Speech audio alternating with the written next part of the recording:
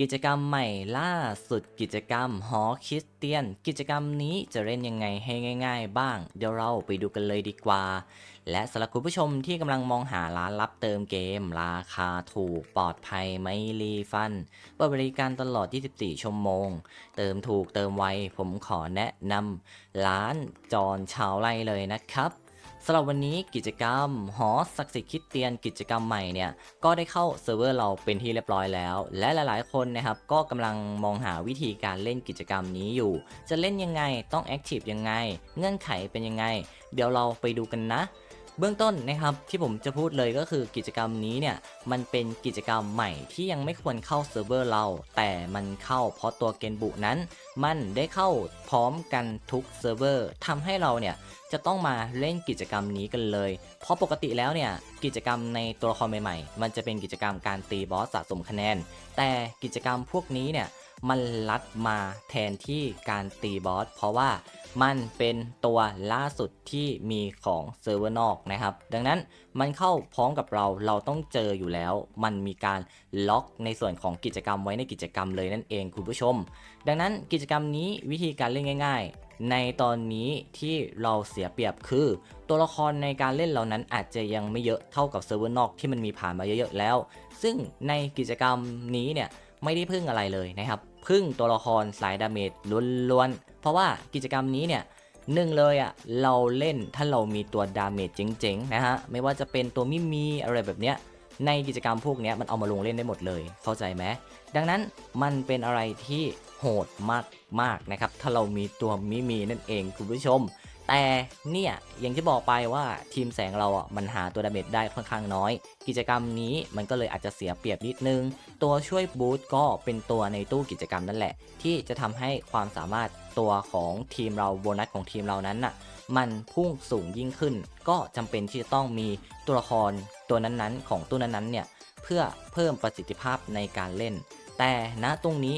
มันจะเพิ่มได้แค่ไหนสุดท้ายแล้วก็ไม่มีตัวดาเมจกันอยู่ดีนั่นเองคุณผู้ชมเพราะว่าเซิร์ฟเวอร์นอกทางเลือกเขาเยอะนะครับเขามีตัวดาเมจแบบเยอะมากๆแล้วแต่ของเราอ่ะมันต้องมาโดนพร้อมเขาเพราะกิจกรรมมันเข้าพร้อมกันใช่ไหม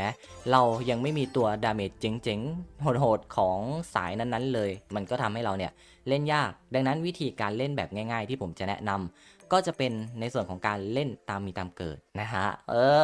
มันไม่ใช่ตามมีตามเกิดแบบตรงๆนะเพราะว่ากิจกรรมเนี้ยรางวัลที่เราได้รับเนี่ยไม่ว่าเราจะลงเป็นหอบทอะไรก็ตามเนี่ยจำนวนดาวมันเอามาสมทบหออาเคนนะครับผมได้มา24ดาวและคริสเตียนเนี่ยผมได้มา1ดาวรวมกันเป็น25ดาวนะครับมันก็เอามานับรวมให้และกิจกรรมนี้มันมีถึง90ดาวนะครับถามว่าเราต้องทำหมดไหมพี่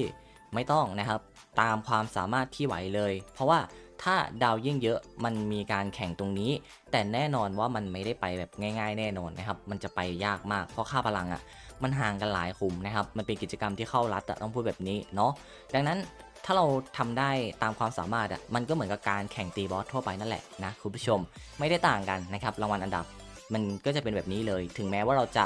ดันไม่3ดาวทุกด่านเนี่ยมันก็ทำได้เช่นเดียวกันเอาเท่าที่ไหวนั่นเองเนาะอย่างล่าสุดในหอ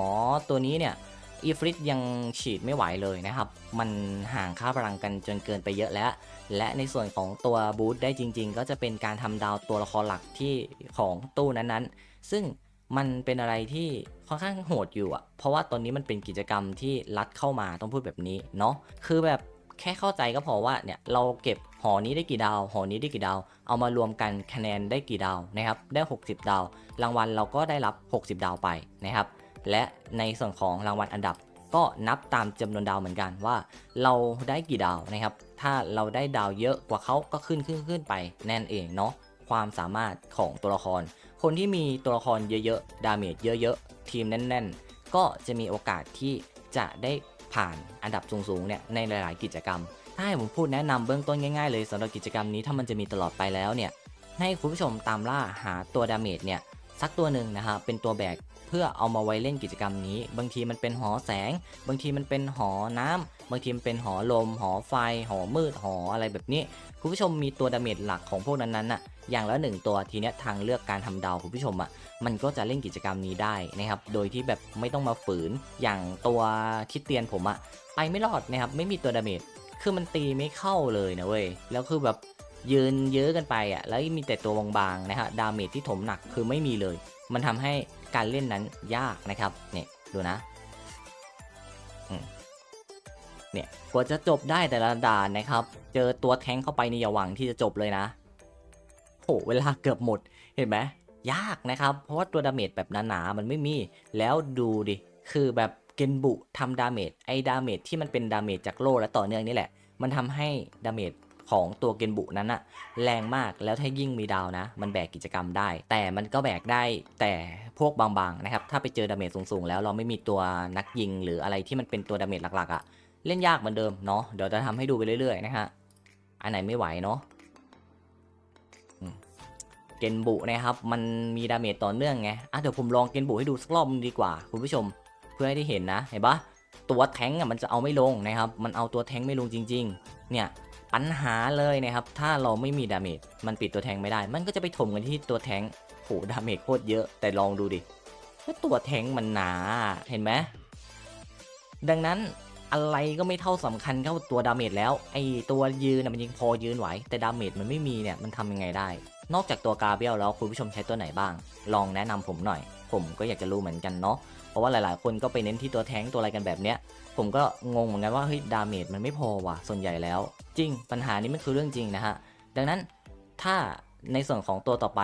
ตัวอะไรก็ช่างเนี่ยเราหาไว้เลยเรามีอีฟริตเนี่ยคุมทีมน้ำไปละเราก็สามารถพอเล่นได้ละถ้าเรามีตัวของจริงเนี่ยมันก็คุมทีมกระดูกกับทีมอันนี้ไว้ละมันก็สามารถเล่นกิจกรรมพวกนี้ได้แล้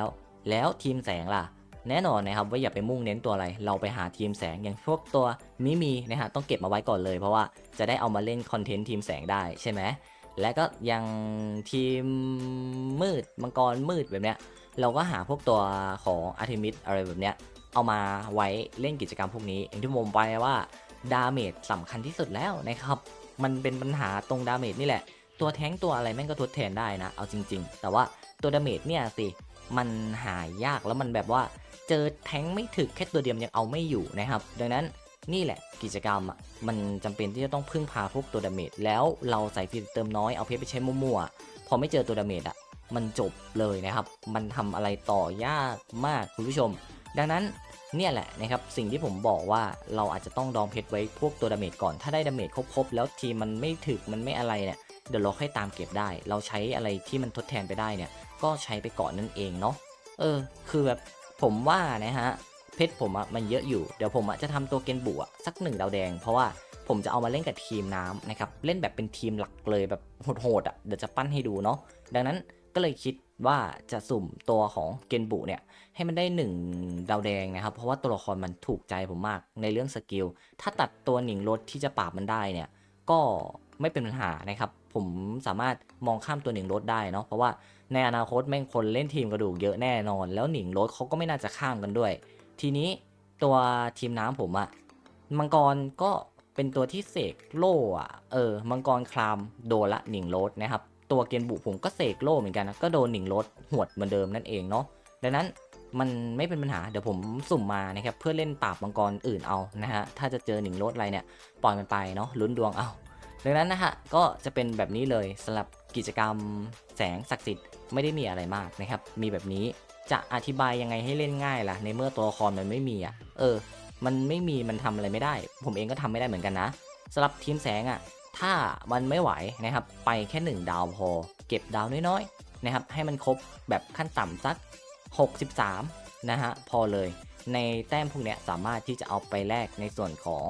เศษทำให้เราทำตัวละครง่ายขึ้นแต่มันก็ไม่ได้เยอะหรอกนะเนี่ยสามารถเลือกแลกได้ช่วยทำให้มันได้ไวขึ้นอะไรประมาณนี้นี่เองเนาะดังนั้นนะฮะมันก็จะเป็นประมาณนี้เลยคุณผู้ชม